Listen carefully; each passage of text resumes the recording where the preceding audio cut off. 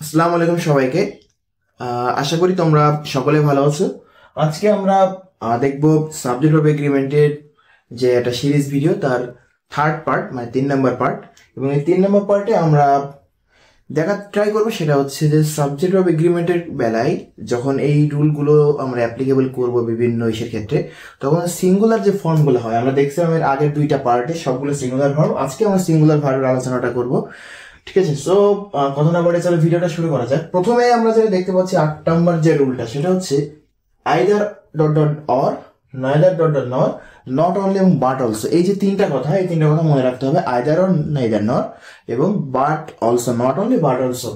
এইগুলো দ্বারা যদি 2টি নাউন বা প্রোনাউন যুক্ত থাকে, এইগুলো দ্বারা যদি 2টি নাউন বা প্রোনাউন যুক্ত থাকে, তাহলে এই যে অর, নর এবং বাট অলসো, তার মানে আইদার ডট ডট অর এবং not dot dot, neither dot dot নর, এই যে জিনিসগুলা অর, নর এবং বাট অলসো, এর পরে যে সাবজেক্টটা থাকবে বা এর পরে যে নাউন বা প্রোনাউনটা থাকবে, সেইটি অনুসারে ভার্বটা নির্ধারণ হবে। সেই নাউন বা প্রোনাউন বা সেই সাবজেক্ট অনুযায়ী আমার কি হবে, ভার্বটা নির্ধারণ হবে। তার মানে সেই সাবজেক্ট বা সেই নাউন বা প্রোনাউনটা যদি প্লুরাল হয়, ভার্ব হবে প্লুরাল, সেটা যদি সিঙ্গুলার হয়, ভার্ব হবে সিঙ্গুলার। এটা হচ্ছে বেসিক কথা either dot dot or, neither dot dot নর এবং নট অনলি বাট অলসো এর রুলের ক্ষেত্রে। তার মানে এটা দ্বারা আমরা একসাথে 2টা রুল করতে পারি, প্লুরালের ক্ষেত্রে ব্যবহার করতে পারি, সিঙ্গুলারের ক্ষেত্রে ব্যবহার করতে পারি। যদি পরের সাবজেক্ট সিঙ্গুলার হয়, ভার্ব সিঙ্গুলার, পরের সাবজেক্ট প্লুরাল হয়, ভার্ব প্লুরাল। এবং সেটা অবশ্যই এই যে তোমার নাম্বার পার্সন এইভাবে অনুযায়ী চেঞ্জ হবে। আচ্ছা, সেখানে আমরা বেশ কয়েকটা এক্সাম্পল লিখে দেখতে পাচ্ছি যে neither Rini or Simi dash qualified for the job. এখন এই যে নাইদার আছে, নাইদার ডট ডট নর, আমরা বলছিলাম এই টাইপের জিনিস ক্ষেত্রে নরের পরে যে সাবজেক্ট আছে, নরের পরে ইমিডিয়েট সাবজেক্ট কোনটা, সিমি, এইটা অনুযায়ী আমার কি হবে, ভার্বটা নির্ধারণ হবে। সো এইটা যদি ভার্বটা নির্ধারণ হয়, তাহলে দেখতে পাচ্ছ dash qualified for the job. এখন ওয়ার হবে নাকি হ্যাড হবে নাকি আর হবে নাকি ইজ হবে, এখন তোমরাই বলো। সেটা হচ্ছে দেখতে পাচ্ছ যে সিমি, এটা কি থার্ড পার্সন, থার্ড পার্সনের ক্ষেত্রে আমরা কি ব্যবহার করবো, আর তো হবে না, ধরো ওয়ার হচ্ছে না, হ্যাড হচ্ছে না, কি হবে, is qualified for the job. বুঝা গেল? আমরা আরো একটা দেখতে পারি, সেটা হচ্ছে নেইদার করিম নর হিজ ব্রাদার্স। খেয়াল করতে হবে এই যে নর, এর পরে যেটা সেটা হচ্ছে হিজ ব্রাদার্স, এই যে এটা হচ্ছে আমার কি পরের নাম্বার বা পরের সাবজেক্টটা, এটা হচ্ছে এই যে হিজ ব্রাদার্স, তার ভাইয়েরা বা তার ভাইগুলো, এটা হচ্ছে প্লুরাল ক্ষেত্রে। তাহলে প্লুরাল যদি হয়, তাহলে আমাদের এখানে কি হবে, need, needs, is needing, has need, has need তো হচ্ছে না, ইজ নিডিং হবে না। নিড, আমরা জানি ভার্বের সাথে যখন এস বাই এস যোগ হয় তখন সেটাকে কি বলে, সিঙ্গুলার ভার্ব। সেই ক্ষেত্রে নিডস হচ্ছে না, আমাদের right answer need. Right answer কি নিড। তার মানে নেইদার ডট ডট নর, আইদার ডট ডট অর এবং নট অনলি বাট অলসো, এর পরের যে সাবজেক্ট থাকবে, 2টা সাবজেক্ট যারা যুক্ত হবে, পরের যে সাবজেক্টটা থাকবে সেইটা অনুযায়ী আমার ভার্বটা নির্ধারণ হবে। এরপরে আরো একটা ইম্পর্টেন্ট রুল, সেটা হচ্ছে দেখতে পাচ্ছ টাইম ডিস্টেন্স। এখানে বেশ কয়েকটা জিনিস মনে রাখতে হবে, টাইম ডিস্টেন্স, মানি, লেন্থ, ওয়েট। এদের পরে টাইম ডিস্টেন্স, মানি, লেন্থ, ওয়েট, টাইম ডিস্টেন্স, মানি, লেন্থ, ওয়েট, টাইম ডিস্টেন্স, মানি, লেন্থ, ওয়েট। এই যে ওয়ার্ডগুলা, এই ওয়ার্ডগুলা এদের এককের সমষ্টি, যদি এদের এককের সমষ্টি দেখতে প্লুরাল হলেও, দেখতে প্লুরাল হলেও এরা আসলে বাস্তবিক অর্থে কি ভার্ব গ্রহণ করে, সিঙ্গুলার ভার্ব গ্রহণ করে। এরা দেখতে প্লুরাল কিন্তু এরা ভার্ব গ্রহণ করবে সিঙ্গুলার। ঠিক আছে, এবং অবশ্যই এটা খুবই ইম্পর্টেন্ট একটা কথা, অবশ্যই ভার্বটা আমাদের কি হবে, প্রেজেন্ট ইনডিফিনাইট টেন্সে হবে। এইটা গুরুত্বপূর্ণ কথা। তাহলে প্রথম একটা এক্সাম্পল দেখো, $50,000 dash a big amount of money.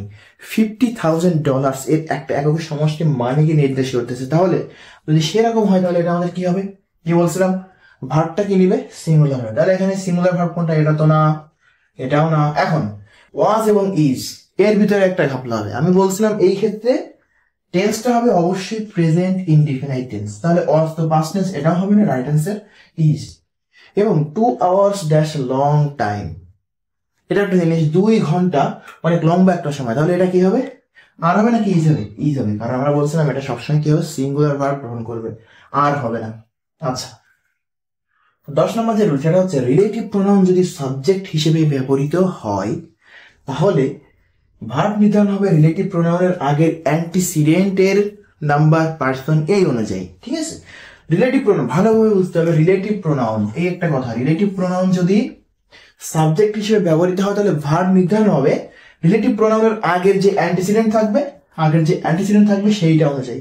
Antecedent অনুযায়ী আমার কি হবে, আমার ভার্বটা নির্ধারণ হবে। সেটা কিন্তু রিলেটিভ প্রোনাউন দেখে ভার্ব নির্ধারণ হবে না।